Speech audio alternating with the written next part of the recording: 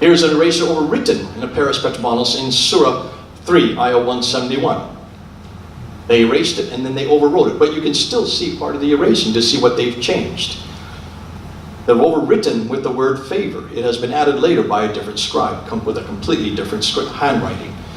Here you have Surah 23, Ayah 86. It originally lacked the word al-sabah, which means the seven. This word was added to conform to the present Hafs canonical text. Say, who is the Lord of the seven heavens? Used to say, who is the Lord of heavens? The seven was added in, there at the top. You can see it, to agree with the 1924 Hafs text. Here's an eraser on the Petropolitanist text. Those they are the nearest. However, they whom has been rubbed out to conform to the standard Hafs canonical text. Looking at the Sana text, there are many of these.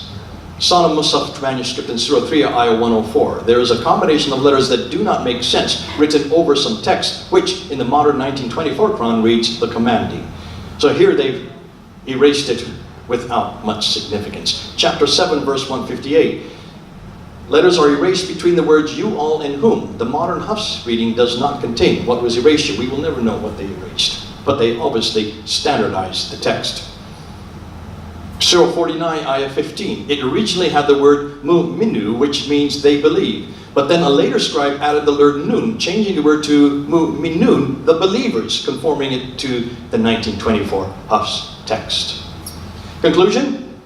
There are over 4,000 of these corrections discovered by Dr. Dan Brubaker to date. That's just what he's discovered so far. They include insertions, erasers, coverings, and tapings.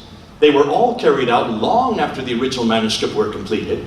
They all bring the manuscripts into conformity with today's standard Hafs text.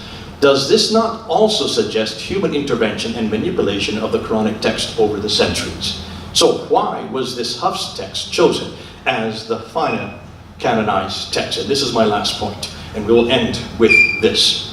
When you look at the Hafs text, we need to understand what and why the Hafs text was chosen. Do any of you know why the Hafs text was chosen in 1924? Does anybody here know? Does our Muslim friend know why the Hafs text was chosen? Sir, do you know why it was chosen? No one seems to know. You need to go back and see what was happening in 1924. To do that, you need to go back to Egypt. You need to go to Cairo. In 1924, the Department of Education needed a standardized high school Quran to standardize high school Qurans in order to unify the Quran's use for their exams. There were so many different Qurans, good 37 different Qurans that we know about, that there was no way that they could have standardized text because their answers were all different. So they needed to standardize the text for the high school exams there in Cairo, in just the city of Cairo. They approached Muhammad ibn Ali al-Husayni al-Haddad from Al-Azhar University for this task. He, along with the committee, chose the 796 AD Hafs Quran as the official Quran to be used in high schools throughout the city of Cairo. There were 36 other compilations they could have chosen, but they chose Hafs, though we don't know why. And they've never explained till this date why they chose that one out of the other 36. They then took all the other Qurans which disagreed, took them out in a boat, and threw them into the Nile. They sank them in the river, which means they're still there today. Have you heard this before? I had never heard this until just 2 months ago. In 1936, the government of Egypt realized how efficient the Cairene model was, and so decided to make the Hafs standard for the Qurans for all Egyptian schools. So they decided to make it countrywide. They named it the Farouk edition, named after King Farouk, who came to power in that year. The Egyptian model was so successful that the Saudi Arabian government in 1985 decided to make the Hafs Quran the official Quran for the entire Muslim world. 1985. This was known as the Fahd edition in honor of the King of Saudi Arabia.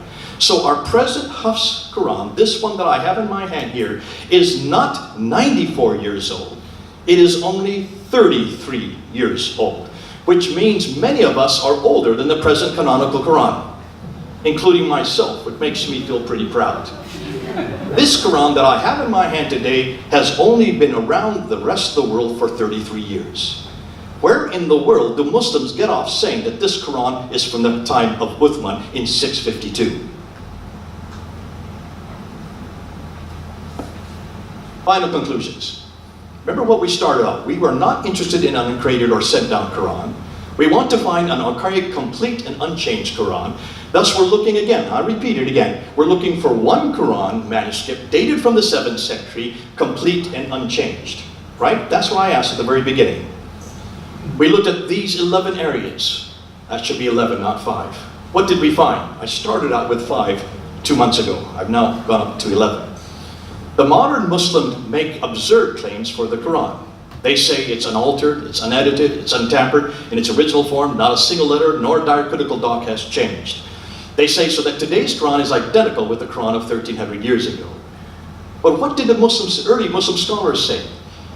They would never say what the Muslims are claiming today. They were all agreed that parts of the Quran were lost, disappeared, forgotten, cancelled, missing, overlooked, changed, modified, substituted, and even eaten by sheep.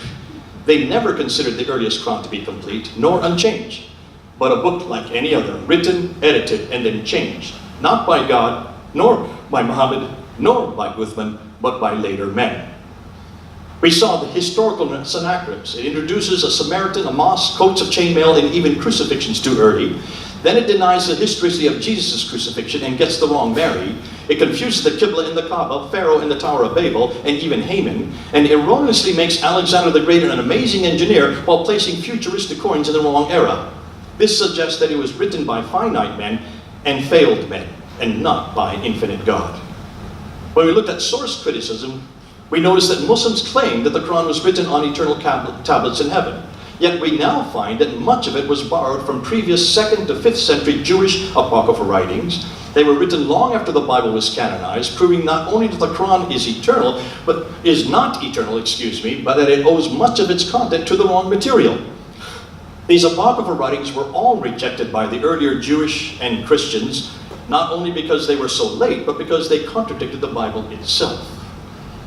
When you look at 2 compilations, one by Abu Bakr between 632 and 634, and the other by Uthman in 652, according to Islamic God, chose a man who was illiterate, in a language which was unreadable, to reveal his last and greatest revelation. Though the Quran is supposedly eternal and complete, the early Muslims needed to compile 2 different versions of the Quran just 20 years apart. Once they compiled the final canonical version, the Uthmanic recension, they then burned all the other copies which didn't agree, destroying any hope of finding the original. They then sent 9 copies of the canonized text to 9 cities, yet we can't even find one of them today. When you look at the 6 earliest manuscripts, we notice that according to Muslim and secular Quranic scholars, these are 6 of the earliest manuscripts, all of which were supposedly written at the time of Uthman. That's what the Muslims claim. Yet none of them are dated to the mid-7th century. They all date to the 8th or 9th centuries. None of them are complete. None of them agree completely with each other, and none of them agree completely with the 1924 Hafs canonical text, which I have in my hand, right here. When you look at the lower layer of the Sonnet palimpsest, the lower layer is dated from 671 to 705. The upper layer is dated to 705. The Sonnet palimpsest, both the lower and upper texts, are different from the Quran that we have today. The lower text is only 63 verses, has 70 variants, which don't correspond to any known later textual variant, and the upper text has further variants. The conclusion, the lower text seems to be a nascent Quranic script, which was then rubbed out, corrected, and then rewritten over top sometime between 671 and 705. When we look at the 4 carbon dating lab reports, we notice that all 4 Sana A examples dated at 4 separate laboratories completely predate Muhammad, the Quran, and Islam.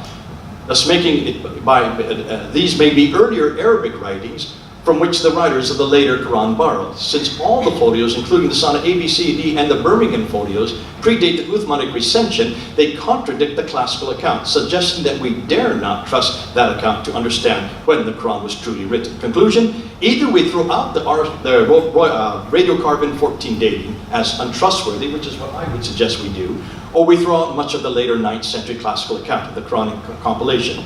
You decide. When we looked at the 31 different Arabic Qurans, we noticed that no one seems to know how to define either ahruf or kiryat readings. Yet everyone is absolutely sure that there were 7 ahruf or kiryat before Uthman, and they are equally sure that they made no differences in the meaning of the text. Yet ahruf and qidats could not have existed after Uthman, since he standardized it in 652.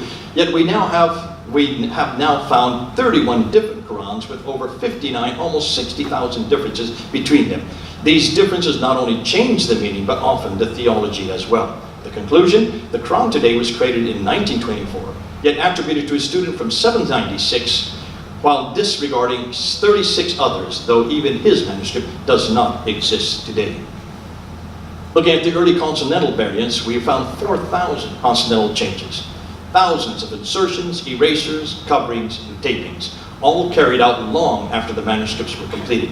I would suggest that they were all done possibly after 1924, so within the last 94 years. We have no idea, because they won't let us have access to these manuscripts to date those variants. All done to standardize the text to conform to the canonical Hafs text. The history of the 1924 Hafs text, it's obvious that the Hafs text was chosen by a committee because, for no reasons that we can know about, the other 36 Qurans that disagreed were all taken out on a boat, were sunk in the Nile, which was then canonized first by the Egyptian government in 1936, then by the Ibn Sa'd family in 1985, a mere 33 years ago. Rather than critically compile a text derived from the earliest manuscript evidence available, they simply chose one student's compilation, regardless of whether it matched those earliest manuscripts. What does this prove? The two compilations prove that men changed the Quran in its earliest period. The 6 manuscripts prove that men created 6 different Qurans between the 8th and 9th century. The 2 layers of the Sana manuscript prove that men created a nascent Quran in the 7th century. The 4 carbon dating lab reports prove that men borrowed stories created long before the Quran. The 31 different Arabic Qurans prove that men even today still read a variety of Qurans. And the 4,000 consonantal variants prove that they are still changing and standardizing the text. The 36 non-Hafs Qira'at variants dumped into the Nile prove that when Muslims find problems with their Quran, they either burn them, wash them, or sink them to destroy the evidence. Have you noticed? All 3 are now admitted by Muslims today. From what we have researched and found, that the Quran was not created by God at all. The Quran was not sent down to Muhammad between 610 and 632. The Quran was not complete by Uthman in 652. The Quran was not unchanged in the last 1,300 years, and the Quran was not finally compiled until 1924. Thus, the Quran is a mere 33 years old. Even my amplifier doesn't like what I just said. Many of us in this room are actually older than the Quran. Yet by casting doubt on the Quran, our Muslim friends can consider a better book, the Bible. And I end with that.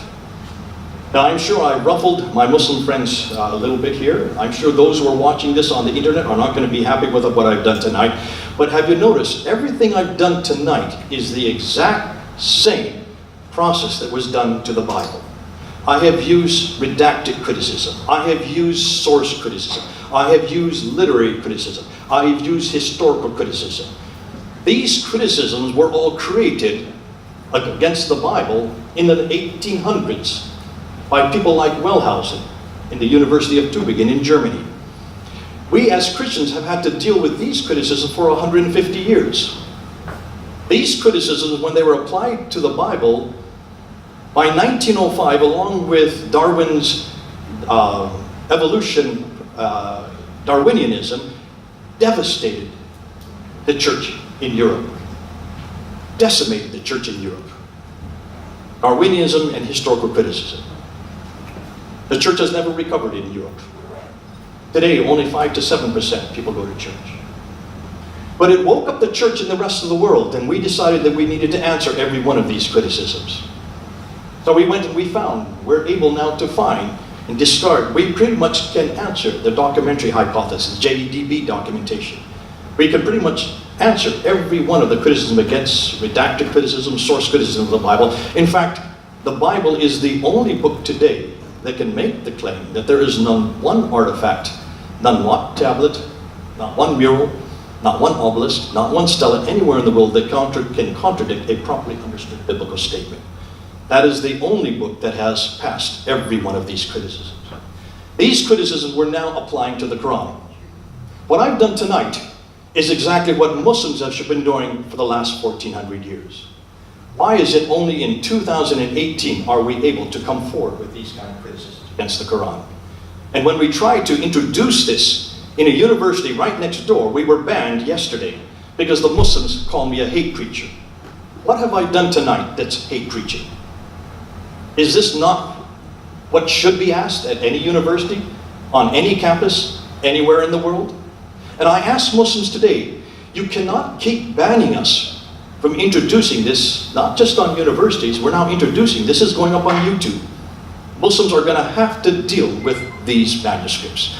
They're going to have to deal with these variants. I cannot show you all the consonantal variants, especially the most damaging one. We're going to go full front with all of the variants, all 4,000 of the variants. And we're asking Muslims to please look at these variants and stop making the claim that the Quran goes back to Muhammad. You can't make that claim anymore.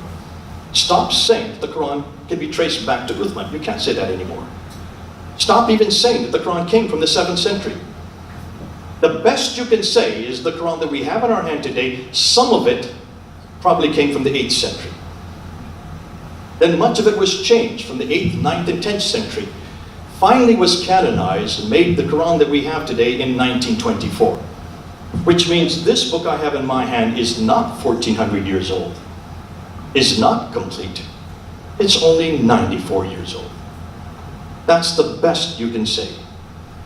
And we're asking Muslims to be honest and transparent.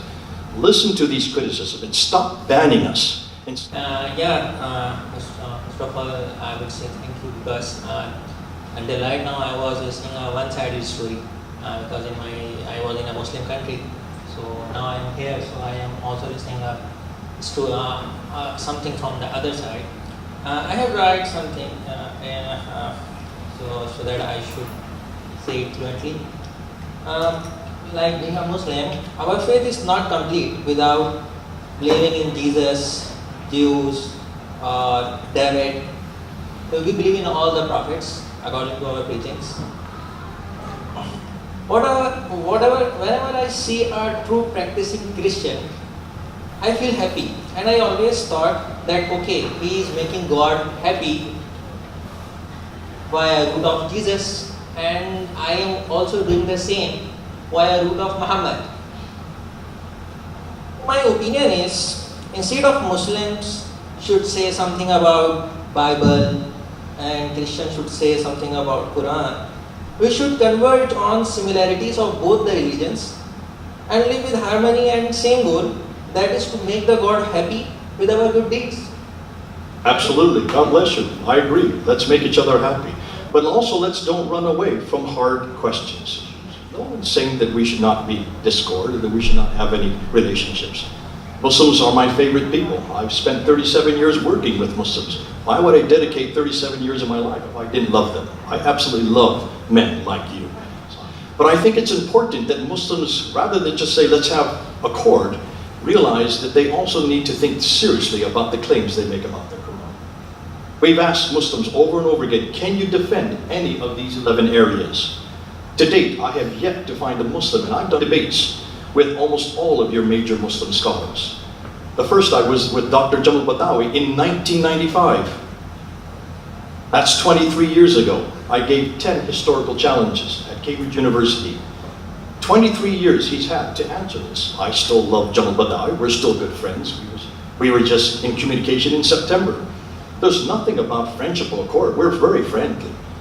But he has yet to answer those 10 historical challenges 23 years later. Adnan al-Rashid, I have debated 5 or 6 times. Look at Adnan al-Rashid, one of the most robust Muslim debaters in the world today. We are absolutely good friends. But we completely disagree on the Quran and the Bible. And there's no reason why we should be afraid to say that. Of course we disagree. But the claims Muslims make about the Quran, they must stop making. And they must agree that the Quran is nothing more than a man-made book. Please agree with that for me today. And if you really want to find a book that actually answers every one of your questions, when you want to find accord, why don't you come back to the Bible?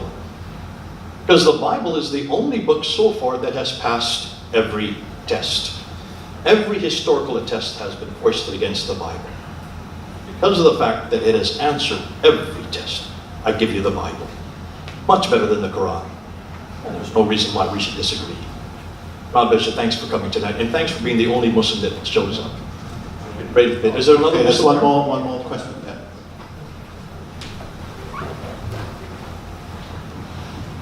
Yeah. Well, so the major question of this lecture is there is no Quran from the age of our Prophet Muhammad, yes? Yeah, that's the main concept. But you know, the Arabic, I'm from Egypt, and the Arabic language is totally at the age of our Prophet Muhammad was a language of speech, okay? The language of Speech, speech. It was a spoken language. Yes, we have the letters at this time, and some people can write down different texts. But the major practice of Arabic language was just to speak with it. Okay, and there is no problem if you can memorize different and large texts without writing it down. And now in Egypt you can find children at the age of 5 and they can memorize the whole Quran. Okay, so there is no problem with Fatha, Dhamma, and the Kasra.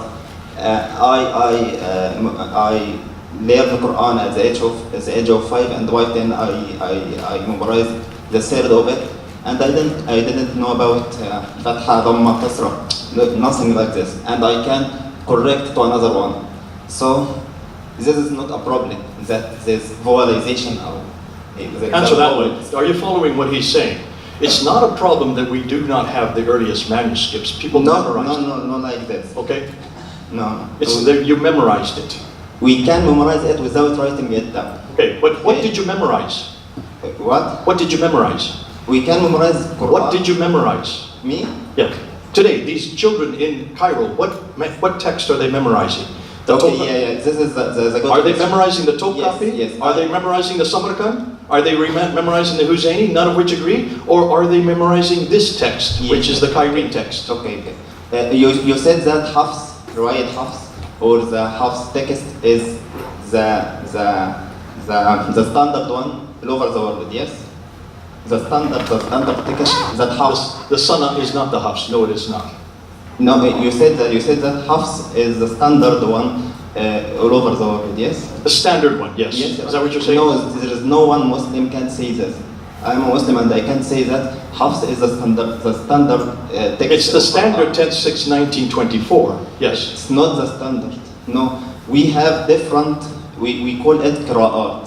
Qira'at, that a way of reading the Quran. Okay, so you can say وَلَمْ يَكُنْ لَهُ كُفُوًا أَحَدٌ, and someone can say وَلَمْ يَكُنْ لَهُ كُفُوًا أَحَدٌ. Kufuwan and kufuwan. You can. This is a way of reading. Can I answer this? A way of reading. Let me answer this, because you've Okay, not but gone. it is the So let me same. answer this. You've gone quite long. It's very quickly. There's a quick two answers. You said first of all that we don't need the text because it can be memorized. And No. Children. Let me Yes. finish, sir. Let me finish now. Yeah. Because you said children have memorized this in Egypt, even in your Not in lifetime. Egypt, I would all over agree the world. that it is memorized, but what did they memorize? They're only memorizing Yes, this uh-huh. text. This is the question. Yeah. Now, then you went to the answered it. Qira'at. Let me finish, sir. Then you went to the Qira'at and the Ahruf. But you haven't defined what Qira'at is. Yeah, You've just given two examples of two Qira'ats that you know, yet there are 60,000 differences. Are you going to go to all 60,000 and tell me that they're all exactly What the is same? the 60,000 difference between our qira'at? There we have counted 60,000 in just 23 months. Qira'at. No. The standard qira'at now and from the past, it is just 10 qira'at. Okay, and 10 qira'at, it is just Sir, you need to keep up with the latest research. It's up to 37 different Qira'at. 37. Yeah. 10 is what you were. I said the 10 is all standard. that you have in your. I said the standard, not the And other. what is the standard? The Hafs The text. standard, yeah. Who bought the standard? Okay, in Egypt we have Al-Azhar Sharif, you know it. Okay, and there are two schools that teach this qira'at to different students from Egypt. Sir, In my listen, town, I have this one. could take all night. Let me explain real quickly where your error is. The Qira'at, let me repeat this again. The Qira'at and the Ahruf require diacritical marks, yes or no? Yes. When were the diacritical marks introduced? Yeah. Okay. Give the date. I've already said it tonight. Yeah. When were they introduced? Yeah, it was not. It wasn't. Not at the time of age Muhammad. Yeah, no. Not even in the 7th century. And we have all. Sir, you're talking while I'm talking. Listen to what I'm saying. And you talk. The Qira'at and the Ahruf were only introduced in the 8th and 9th century. These 37 different Qira'at renditions were started in 796.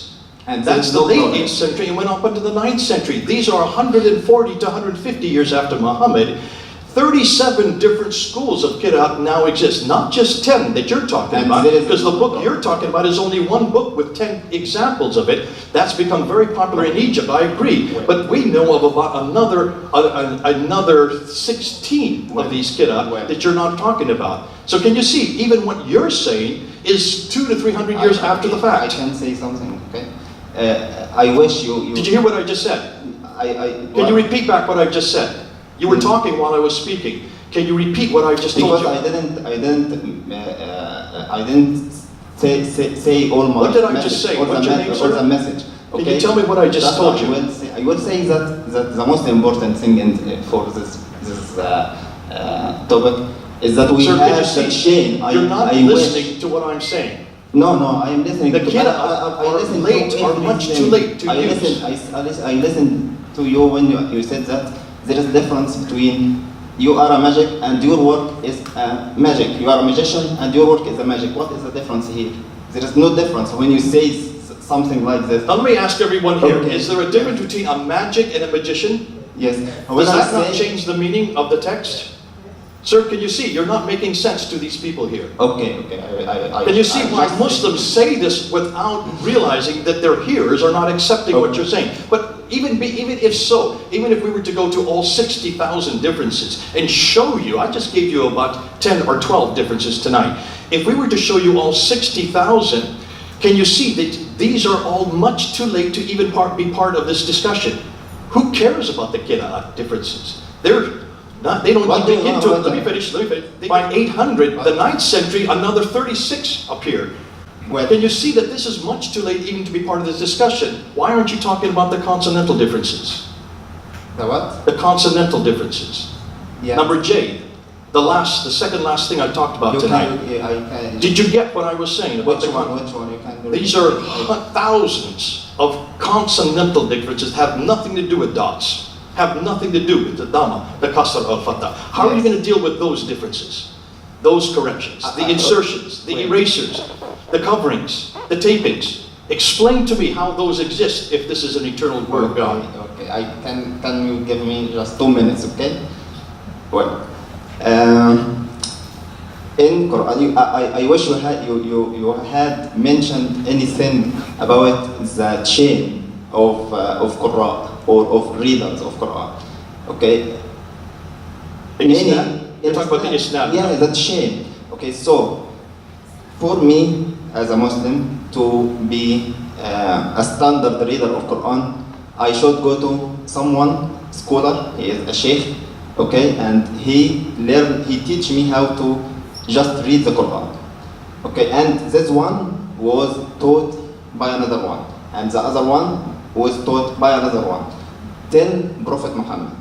This is the main thing that we say that Quran is Quran from our Prophet, because our Prophet teach. May I stop you right there? Let me ask you a question. Yes. What's your name? Abdullah. Is the slave of Allah. Abdullah. Yeah. Abdullah. Abdullah, slave of God. Yes. God bless you. I love slaves of God. I'm a child of God. I have so many more authority as a child than a slave. But Abdullah, let me just ask you real quickly. If you were a slave of God, Yes. how do you know that any of those chains said what they said if they didn't write it down? Where did they write these chains of recitations down? Where is this written down, these chains of reciters? Written down again. No, this is not the most important thing. It is just to memorize the Quran. There are many people that can... Have you heard his answer? Yes. These were all memorized. Yeah. What did they memorize? The Topkapi? The Samarkand? The Husseini? At the edge of... The Ma'i? Jay, what he's saying is that originally it was just recitation. It was just recitation. Yes, They were it was I hear this, just but can you see the problem with that? This is no None problem. of this is written down, and you hear this answer from Muslims all the time. They memorized it, and we have children all over Egypt that can memorize it. But the only thing they memorize is a text that only exists for 94 years. What did they memorize before 1924? Jay's question is, when eventually something is written down, there are differences between Okay, what's written yes. down. There, at the age of our prophet, there were some people that were famous. They are the writers of our prophet. Okay, when there is a revelation, he collected them and then said what he got from Allah, and they wrote down the text after him. Okay, Abdullah, right there. But this was right there. Did you all hear him say it? Abdullah, I want to let me finish. Did you all hear him admit it? They wrote it down. Where are those writings?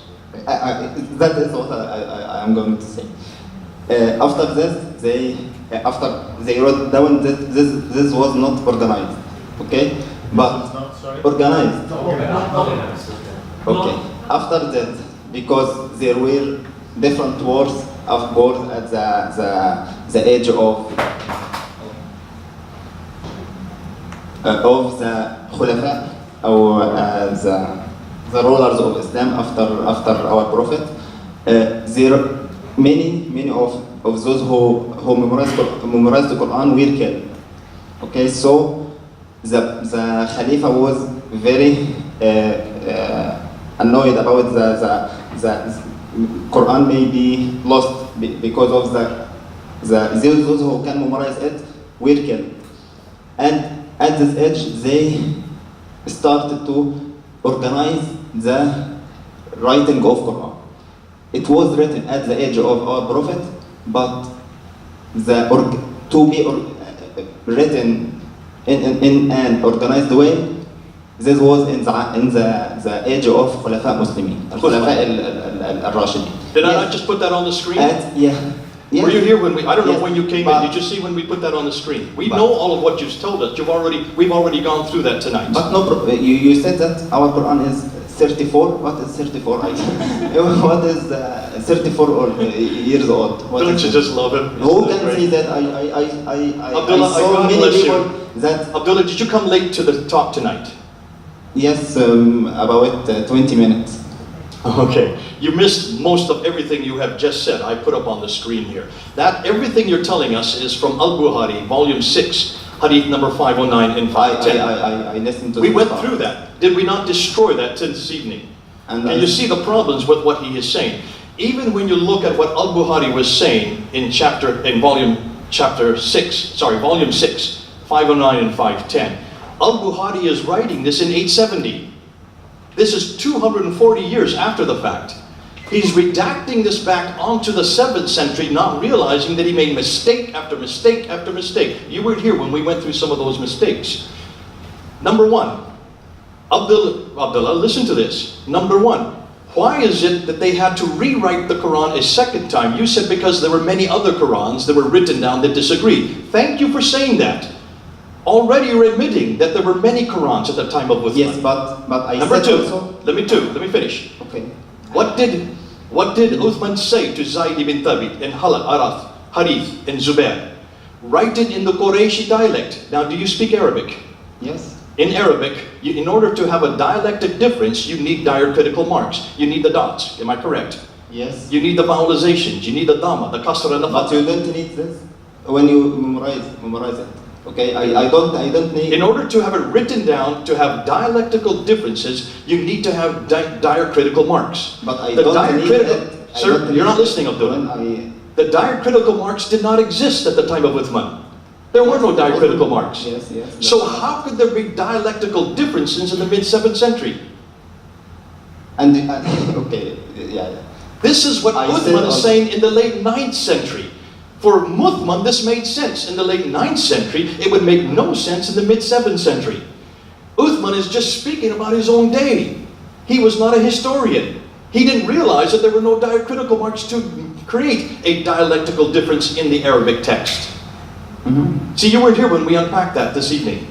Yes. And this is why Muslims need to be careful. Look and understand that there is error after error, even built in with al-Bukhari's recension. Now, folks, we could go on and on tonight, but let me... I will finish this part, and there is another small thing I Go ahead. would like to say.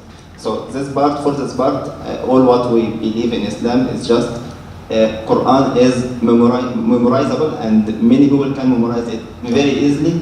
And we have the chains that reach to our Prophet Muhammad, and so we are very confident about the writing and the text of Quran. God bless you. And the other thing is that you said there are all of these differences in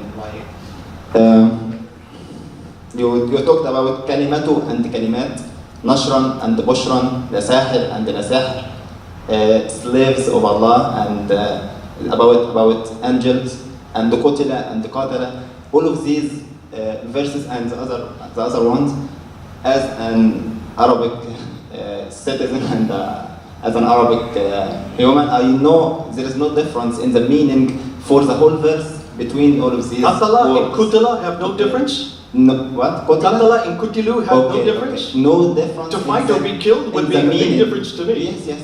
In the meaning, in the whole meaning of the verse. Okay, so if I said that there is some people that were killed when they were with their prophets, and if I said that some people fought with their prophets, that doesn't change the whole context of this. So let me ask everybody just here. You sacrifice yourself. You can sacrifice yourself. Let me just ask for everybody Allah. sitting here. Yeah. If you were killed or if you fought, does that not make a difference to you?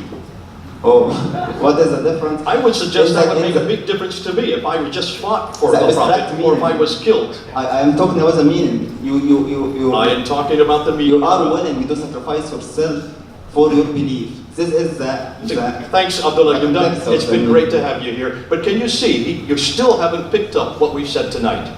And understandably, Muslims do not get what we're talking about. Do you all get what I've said tonight? Are there any questions from the rest of you on what I've said tonight? Are you convinced that the Quran we have in our hand today is the same as the Quran that came supposedly from these 6 earliest manuscripts? I think one very important thing that you pointed out, Jay, at the beginning was that when Bukhari writes about the Quran and the recording of the Quran, actually it doesn't seem very important to him that this surah has disappeared and this one has been lost and this one has been forgotten. He writes about it as if it's not an authoritative document. For him, it's not a matter of, Can I put a spanner in what you just said? Can you tell me when Al-Bukhari, the first volume, extant volume, exists today? Do you know? Well, it's much We have nothing of Al-Bukhari from the 9th century. Yeah. We have nothing of Al-Bukhari from the 10th century. We have the first volume from the 11th century of Al-Bukhari. There are 9 volumes of Al-Bukhari. The 9 volumes that we now have today only were introduced in the 16th century. So everything you're going to read from Al-Bukhari is not from the 9th century. It's more than likely from the 16th century. That's 1500. We're now in 2000. That is only 600 years old.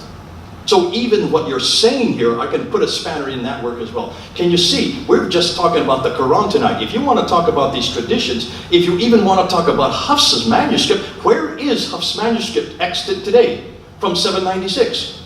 That doesn't even exist. So what in the world did this committee in Cairo use in 1924? Ooh, I love it. It makes my job so easy. Can you see then why we're asking these, man? This material will continue to escalate, and that's why Muslims, please listen to what we're saying. Abdullah, you've memorized everything you've told me tonight.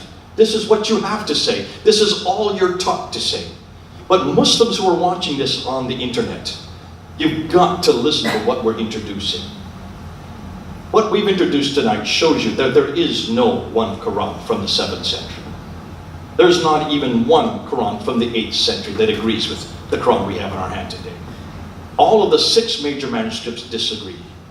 Even the Qira'at that Abdullah is so trying desperately to help us understand, These are only introduced in the 9th and 10th century, and they don't agree. There's 37 different Qira'at versions, 60,000 differences, and he may go on till the moon turns blue, trying to tell us that they are all the same.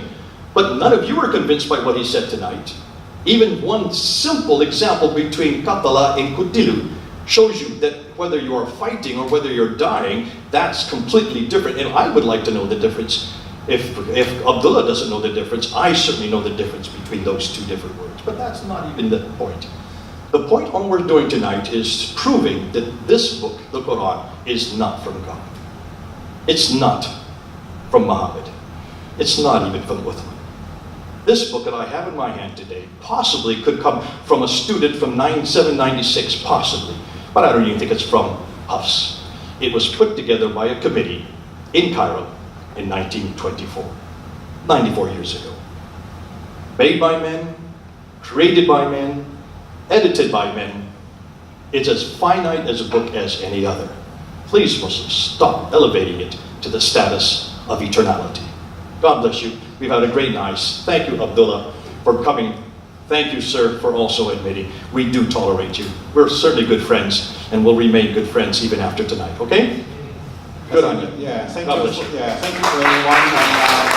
And we're running out of time because